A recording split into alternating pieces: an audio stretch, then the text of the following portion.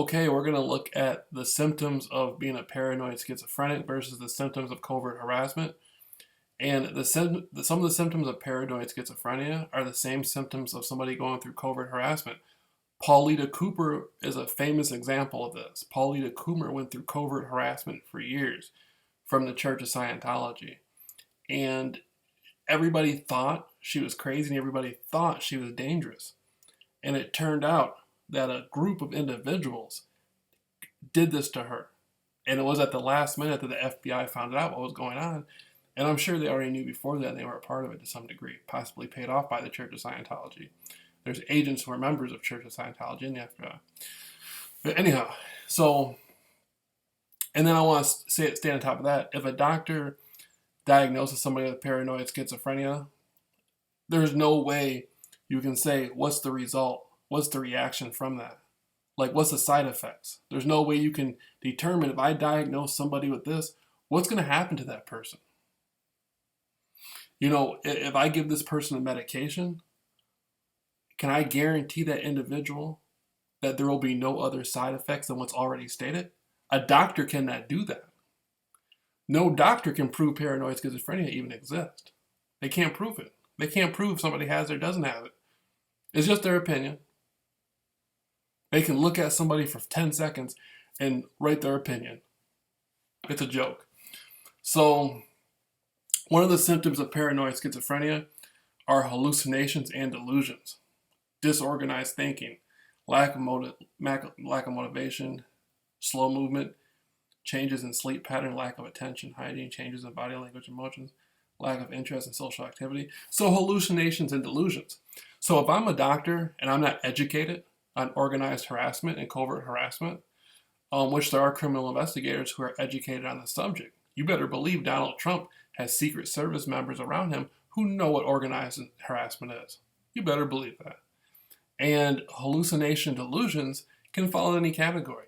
You see people with lights following you? That sounds delusional. You might be having a hallucination. You're not thinking correctly. You can't explain what you're saying. You know, there's people out there who use little tricks in covert harassment to follow people and harass people, and they know how doctors are educated. Doctors are educated to interpret what's happening as not being real. And they'll actually try to convince the individual that they're crazy or whatever. That's why it's all based on environmental psychology. Now let's look up covert harassment.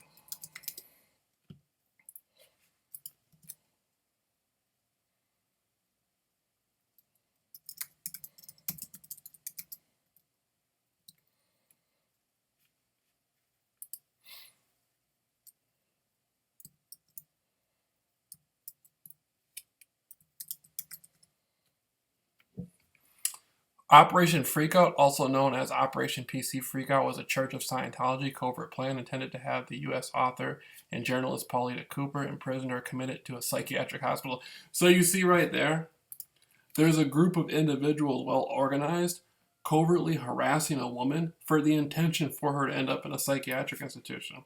The plan, undertaken in 1976, following years of church-initiated lawsuits and covert harassment, they did this for years, was meant to eliminate the perceived threat that Cooper posed to the church and obtain revenge for her publication in 1971 of a highly critical book. See, a lot of people ask, why would they be doing this? That's the funniest thing about this. People always ask, why would this be happening? Why would somebody... It's not about why, you stupid fuck. It's about that it's happening.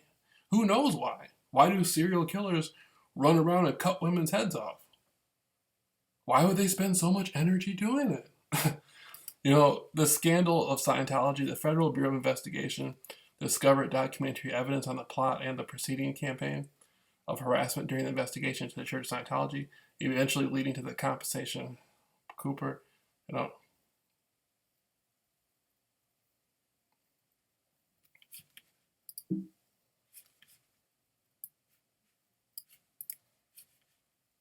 and so I'm going to put this up there. There's a lot of other examples.